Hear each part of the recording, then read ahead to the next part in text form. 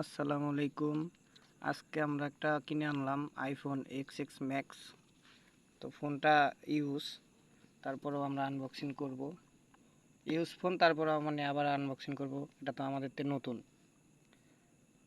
এটা চাইলে আপনাদের কারো লাগলে আমাদের সাথে যোগাযোগ করতে পারেন। 256 GB।